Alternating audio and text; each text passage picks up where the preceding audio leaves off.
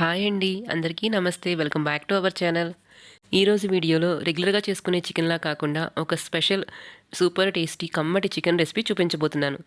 Rich గ్రేవీతో ఉండే ఈ chicken రోటీలోకైనా, నాన్లోకైనా లేదా రైస్ బిర్యానీలోకి దీనిలోకైనా సూపర్ టేస్టీగా ఉంటుంది. ఒక్కసారి ఈ ప్రాసెస్లో చికెన్ చేసుకొని తిన్నారంటే మీకు మళ్ళీ మళ్ళీ తినాలనిపిస్తుంది. టేస్ట్ అంతా బాగుంటుంది. ఇంకా ఆలస్యం ఎందుకు, ఇంత టేస్టీ చికెన్ ఎలా తయారు చేయాలో చూసేద్దాం. ముందుగా ఈ కర్రీ తయారు చేసుకోవడం కోసం ఒక హాఫ్ కేజీ చికెన్ తీసుకొని దాన్ని శుభ్రంగా 2-3 సార్లు వాష్ చేసుకొని ఒక బౌల్లోకి తీసుకోవాలి.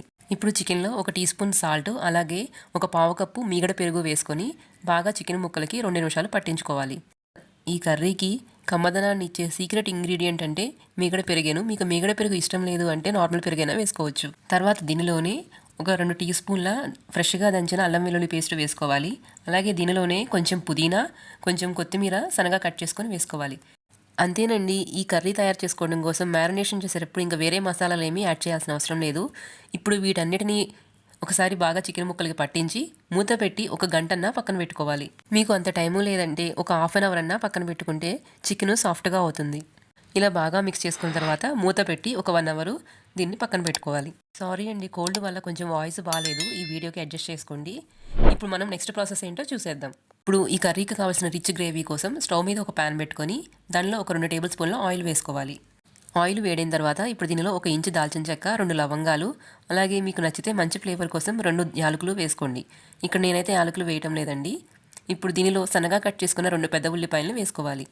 మంటని మీడియం ఫ్లేమ్లో పెట్టుకొని మధ్య మధ్యలో కలుపుకుంటూ ఉల్లిపాయలు రంగు మారేంత వరకు ఫ్రై చేసుకోవాలి.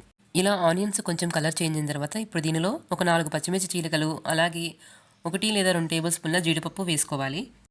అలాగే ఒక 4-5 బాదం పప్పు వేసుకోవాలి. ఇక్కడ నేను బాదం పప్పు నానబెట్టినవి ఏమీ తీసుకోలేదు. అలాగే 1 టీ స్పూను పెప్పర్ కూడా వేసుకోవాలి. ఇప్పుడు వీటిని ఒకసారి బాగా మిక్స్ చేసుకుని ఆనియన్స్ గోల్డెన్ బ్రౌన్ కలర్ వచ్చేంత వరకు ఫ్రై చేసుకోవాలి.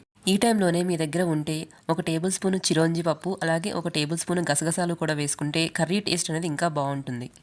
రెగ్యులర్గా వీకెండ్స్లో చికెన్ తినేవాళ్ళు ఏదైనా స్పెషల్గా ట్రై చేయాలనుకున్నప్పుడు ఈ రెసిపీ తప్పకుండా ట్రై చేయండి.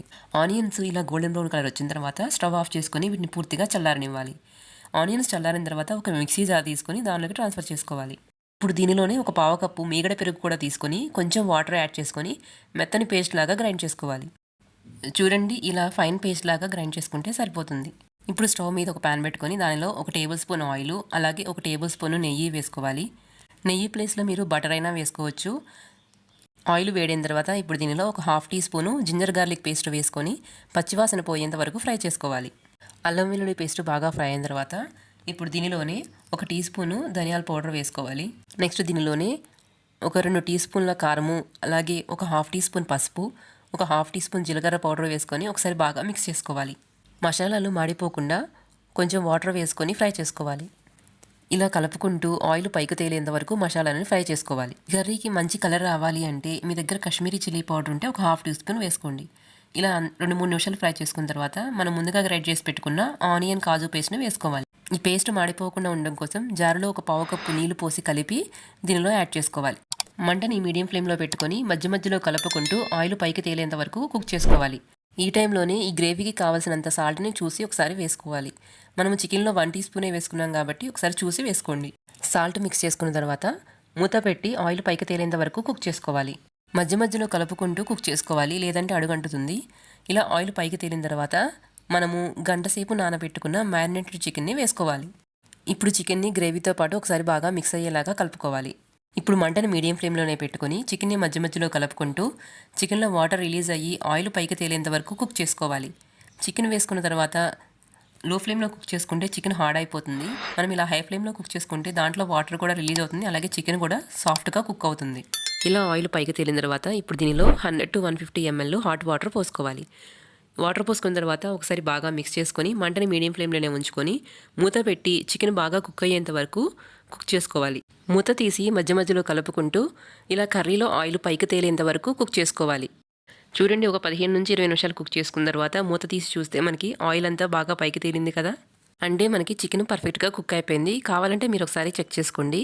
ఇప్పుడు చివరిగా దీనిలో కొంచెం కొత్తిమీర సన్నగా కట్ చేసుకొని వేసుకొని ఒకసారి బాగా మిక్స్ చేసుకొని స్టవ్ ఆఫ్ చేసుకోవటమే.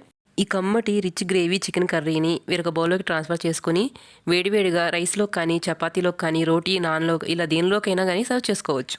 చూసారు కదండి, ఎంతో ఈజీగా టేస్టీ హైదరాబాదీ చికెన్ కుర్మా ఎలా తయారు చేసుకోవాలో.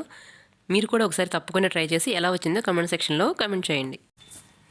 అలాగే మీకు ఈ వీడియో నచ్చినట్లయితే ఇలాంటి మరిన్ని రెసిపీ అప్డేట్స్ కోసం మన ఛానల్ని సబ్స్క్రైబ్ చేసుకోండి. మీ ఫ్రెండ్స్తో కూడా షేర్ చేయండి. Thank you for watching.